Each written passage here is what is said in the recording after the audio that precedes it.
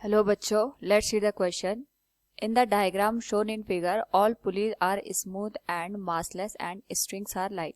Match the following columns here. A diagram with 3 pulleys and 4 blocks is given. We have given 2 columns, column first and column second. In column first, it is given as A, 1 kg block, B, 2 kg block, C, 3 kg block and 4, D, 4 kg block.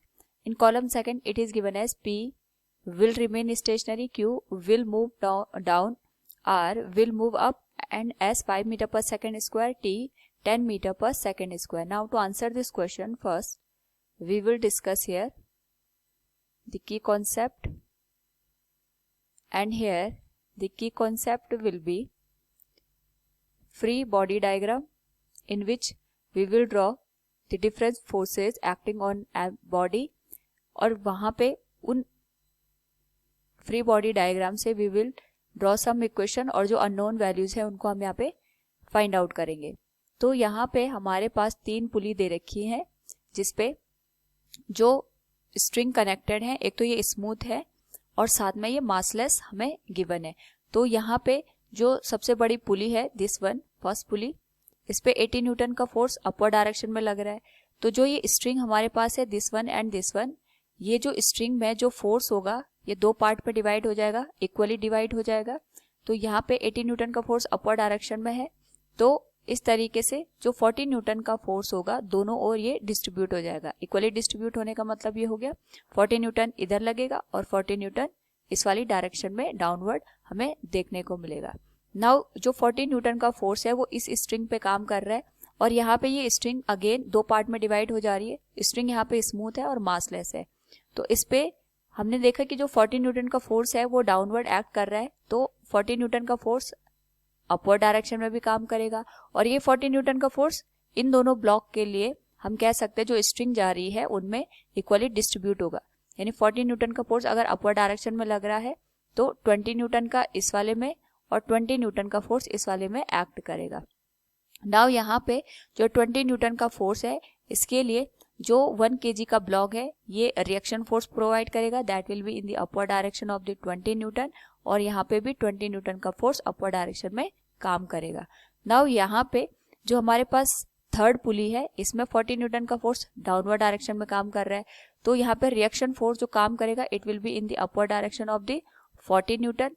और ये 40 Newton का force यहाँ पे 2 part में, क्योंकि string equally distribute हो रही है, मासलेस है और लाइट भी है, तो जो फोर्स होगा ये इक्वली डिस्ट्रीब्यूट हो जाएगा यहाँ पे, और यहाँ पे हमें 20 न्यूटन का फोर्स देखने को मिलेगा. जो ये 20 न्यूटन का फोर्स इस स्ट्रिंग में प्रोड्यूस हो रहा है इसके करस्पॉन्डिंग अपर डायरेक्शन में रिएक्शन फोर्स हमें देखने को मिलेगी, and the value of reaction force will be same, that is 20 newton and 20 newton. Now according to the given forces हम यहाँ पे हर एक ब्लॉक के लिए फ्री बॉडी डायग्राम बनाएंगे और इसके करस्पॉन्डिंग हम यहाँ पे क्वेश्चन का आंसर करेंगे. तो जो सबसे पहले हमारे पास ब्लॉक आएगा हम उसको 1 kg के ब्लॉक के लिए कैलकुलेट करते हैं, दिस वन. तो 1 kg को अगर हम यहाँ पे अलग से ड्रॉ करें, इस पे इसके मास की वजह से जो डाउनवर्ड डायरेक्शन में फोर्स काम करेगा, gravitational force, it will be 1 into G. G की वैल्यू 10 मीटर पर सेकेंड स्क्वायर हम लिख लेंगे, ये हो जाएगा 10 न्यूटन के बराबर. इसको हम लिख लेते हैं 1 इंटू जी के बराबर. अपर डायरेक्शन में 20 न्यूटन का फोर्स काम कर रहा है. हमें एक और बात ध्यान रखनी है कि जो यहाँ पे एक्सेलरेशन की वैल्यू आएगी that will be given as force, जो नेट फोर्स बनेगा divided by total mass of the given block.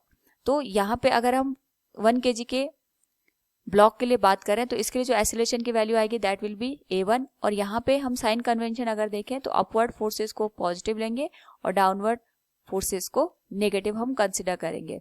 तो यहाँ पे जो हमारे पास 1 kg के करस्पॉन्डिंग फोर्स की वैल्यू आएगी 20 न्यूटन अपवर्ड डायरेक्शन में और 10 न्यूटन डाउनवर्ड डायरेक्शन में. तो ये आ जाएगा 20 minus 10 divided by mass of the given block, that will be 1, और ये आ जाएगा 20 minus 10 that will become 10 divided by 1, ये हो जाएगा 10 मीटर पर सेकेंड स्क्वायर. वैल्यू यहाँ पे पॉजिटिव आ रही है, तो यहाँ पे हम कह सकते हैं कि हमारे पास जो 1 kg का ब्लॉक है, 1 kg ब्लॉक का जो मास हमारे पास दे रखा है इसका एक्सेलरेशन होगा 10 मीटर पर सेकेंड स्क्वायर, यानी ये इसके साथ मैच करेगा टी के साथ. और जो हमारे पास ब्लॉक है ये पॉजिटिव साइन ये इंडिकेट कर रहा है कि ये यहाँ पे अपवर्ड डायरेक्शन में मूव करेगा. सो वी कैन से 1 kg block will move up, it will also match with R, यानी जो हमारे पास ए है इसकी मैचिंग हो रही है यहाँ पे R और T के साथ।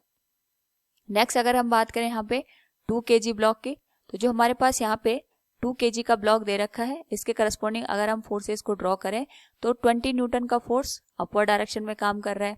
और यहाँ पे 2 kg का ब्लॉक है, इस पे जो ग्रेविटेशनल फोर्स लगेगा दैट विल बी 2 इंटू जी की वैल्यू 10 मीटर पर सेकेंड स्क्वायर हो जाएगी, तो ये आ जाएगा 20 न्यूटन के बराबर।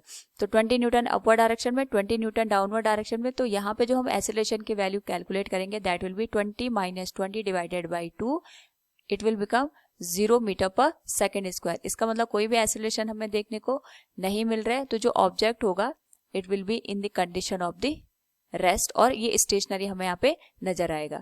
नाउ यहाँ पे अगर हम बात करें थर्ड ब्लॉक की, 3 kg का जो ब्लॉक दे रखा है, इस पे 20 न्यूटन का फोर्स हमारे पास अपवर्ड डायरेक्शन में लग रहा है, और यहाँ पे इसके जो वेट होगा that will be 3 into G, that will become 30 newton. तो इसका जो एक्सेलरेशन आएगा इसको हम A3 से इंडिकेट कर सकते हैं। डाउनवर्ड फोर्स को हम नेगेटिव और अपवर्ड फोर्स को हम पॉजिटिव लेंगे, तो ये आ जाएगा 20 minus 30 divided by mass, that will become 30, तो ये आ जाएगा -10/3 मीटर पर सेकेंड स्क्वायर।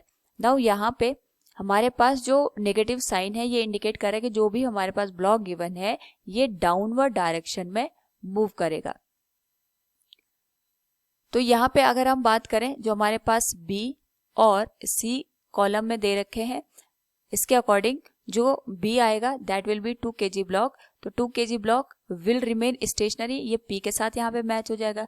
3 kg का जो ब्लॉक है इसका एक्सेलरेशन यहाँ पे किसी भी पॉइंट के साथ मैच नहीं हो रहा है, लेकिन हमें ये पता चल रहा है नेगेटिव साइन से कि हमारे पास जो ब्लॉक होगा इट विल मूव डाउनवर्ड, तो हमारे पास जो 3 kg का ब्लॉक है विल मूव डाउन, Q के साथ ये मैच कर जाएगा। नेक्स्ट हमारे पास यहाँ पे 4 kg ब्लॉक है, तो 4 kg ब्लॉक के लिए अगर हम बात करें यहाँ पे जो टोटल फोर्सेस की वैल्यू आएगी, एक तो इसका जो मास होगा दैट विल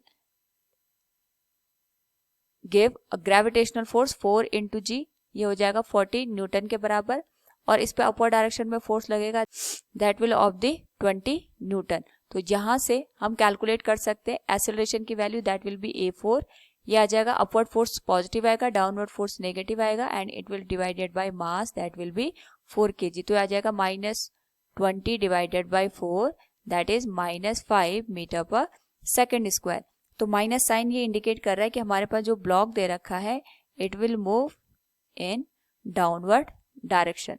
तो अगर हम यहाँ पे कॉलम को देखें तो जो 4 kg का ब्लॉक है तो ये 5 मीटर पर सेकेंड स्क्वायर का एक्सेलरेशन शो करेगा, so it will match with S, और इसका जो मोशन होगा it will move in the downward direction, ये यहाँ पे Q के साथ भी मैच कर जाएगा। तो यहाँ पे जो इसकी मैचिंग होगी it will be with S and Q। तो अकॉर्डिंग टू द क्वेश्चन अगर हम देखें यहाँ पे तो हम कह सकते हैं A is matching with R and T, B is matching with P, C is matching with Q, and D is matching with Q and S. So from the given option we can say here option second will be the correct one. Hope all you understood it. Thank you and best of luck.